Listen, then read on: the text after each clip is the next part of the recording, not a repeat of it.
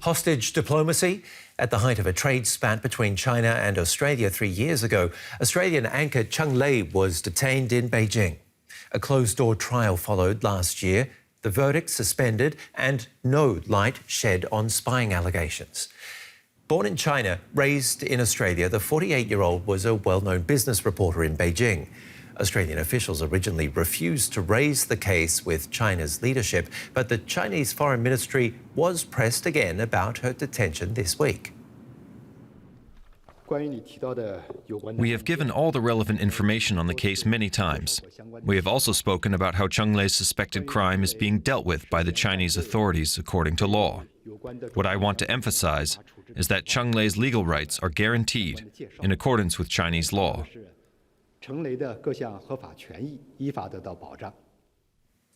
Australia wants the journalist released and reunited with her family.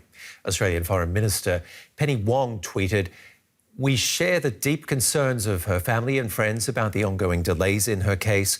We will continue to advocate for Cheng Lei at every opportunity with the Chinese government. Today and every day, my thoughts are with Cheng Lei and her children."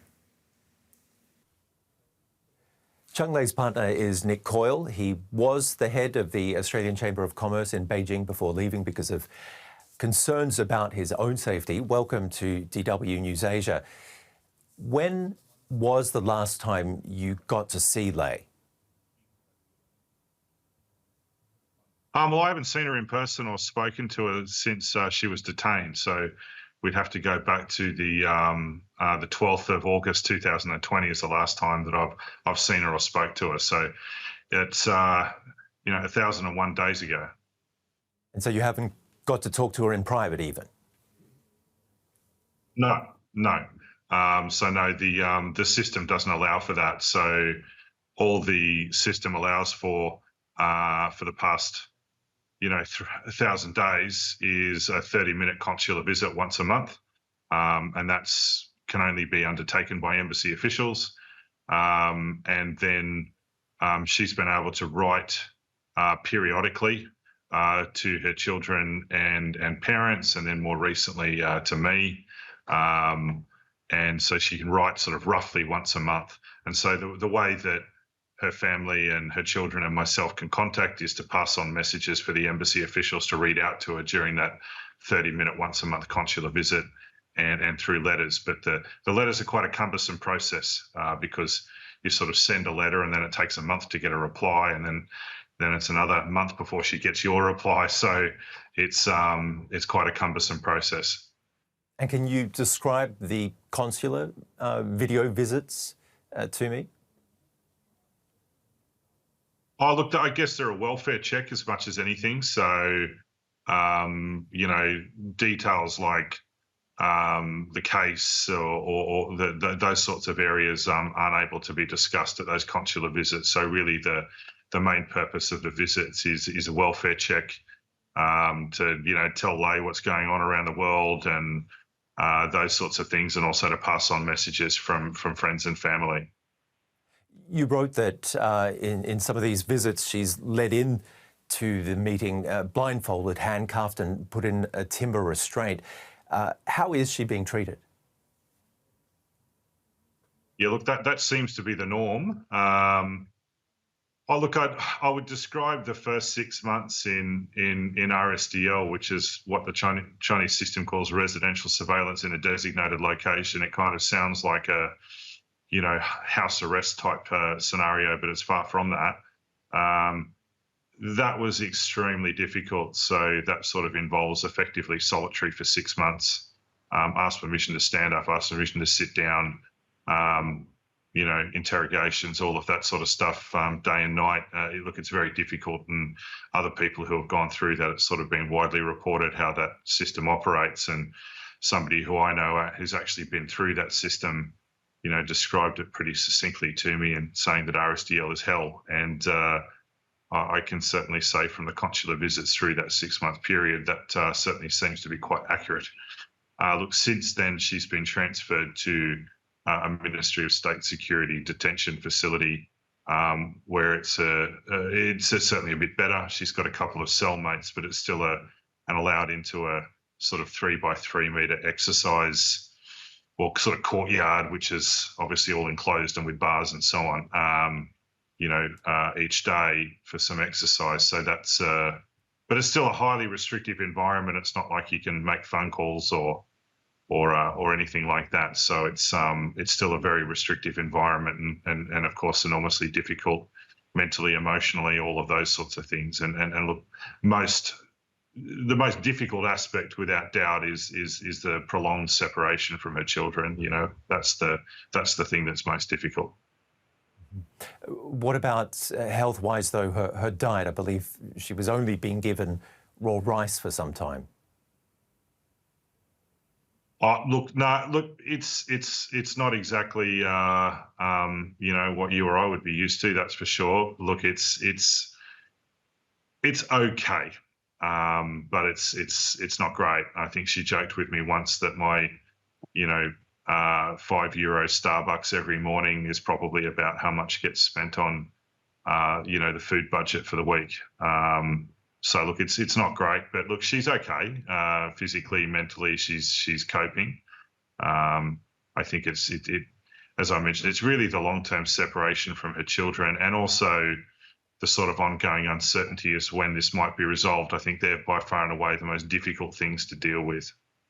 How are her kids coping? Oh, look, they do their best. They're with their grandmother down in Melbourne. And look, kids do what kids do and try to get on with life and try to deal with what's in front of them. Kids are, to some degree, a bit better than us adults at compartmentalising in that respect. But look, I think the truth of the matter is, having your mother detained in such extraordinary circumstances, having prolonged absence, not being able to speak to her, all of those sorts of things. I mean, it has to have an impact, doesn't it? And look, they'll be getting all of the right support and so on. But it obviously is going to impact children who were 9 and 11 when she was detained, and it's very, very difficult. And they're as much of a victim in all of this as Cheng Lei is, really.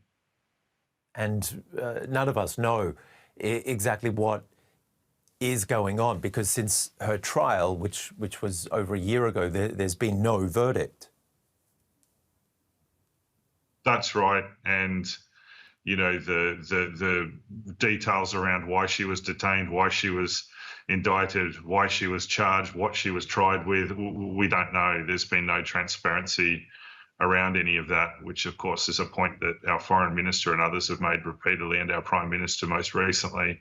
They're sort of not the levels of basic justice that certainly we're used to. So the short answer is, we don't know what this is about.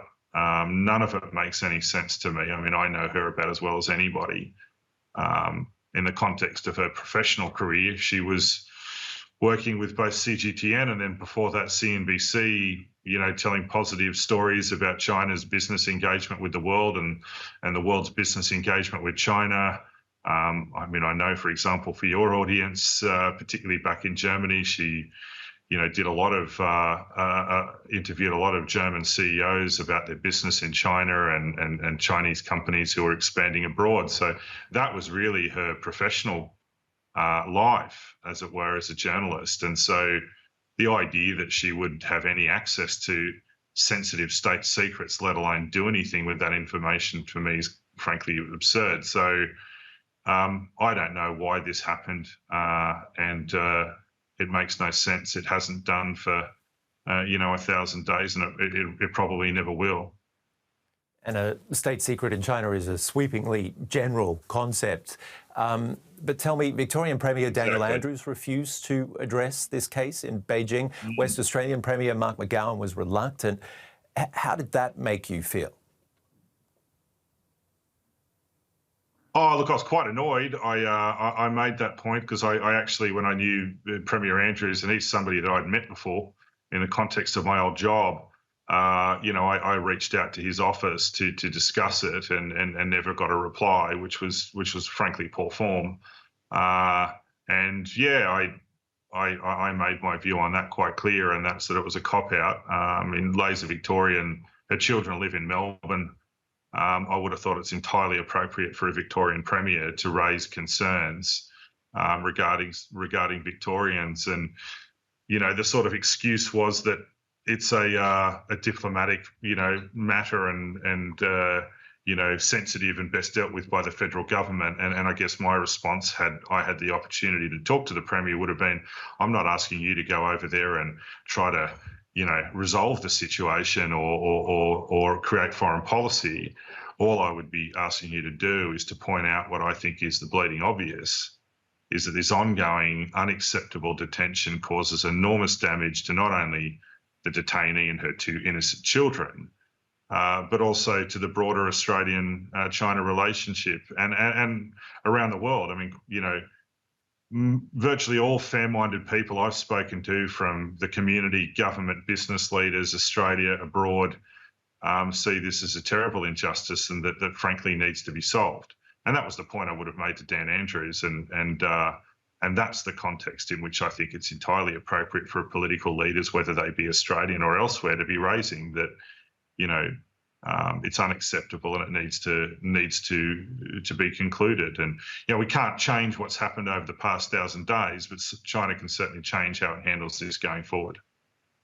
But we have seen a change in tone from the Australian government, with Anthony Albanese talking about this issue, Penny Wong also addressing it, the Foreign Minister. But it has taken a change of government in Australia to see real action, hasn't it? Well, I think so. I think the previous government, frankly, mismanaged the relationship quite badly. Whilst there might have been legitimate points they wanted to make, it was the manner in which they handled them that I thought could have been done a lot better. That's for certain. I'm sure they'll have a different view. But I think the incoming, the fairly newly elected Labor government have handled things far better. I think the line that they've been pushing to disagree where we must, as it were, and cooperate where we can is the correct approach. And I thought the previous government sort of disagreed at every opportunity and only agreed when they had to. So, look, I think it's a more constructive approach. I think it's a better approach, and hopefully we'll see a lot of the difficulties in the bilateral relationship improve. But I think in order for trade, commerce, people-to-people exchanges, university students, all those sorts of wonderful things that sort of characterise the bilateral relationship, for those things to go back to normal, this situation has to get resolved, because the Australian public, and I think the wider public, not just in Australia but beyond, see it as wholly unacceptable. And any Australian government can't really move forward in that sort of very positive direction while this situation remains unacceptably where it is today. It needs a resolution. Lastly, Nick, Lei faces life in jail if convicted. In China, you know as well as I do that defendants are found guilty in 99% of cases. What are the prospects for her?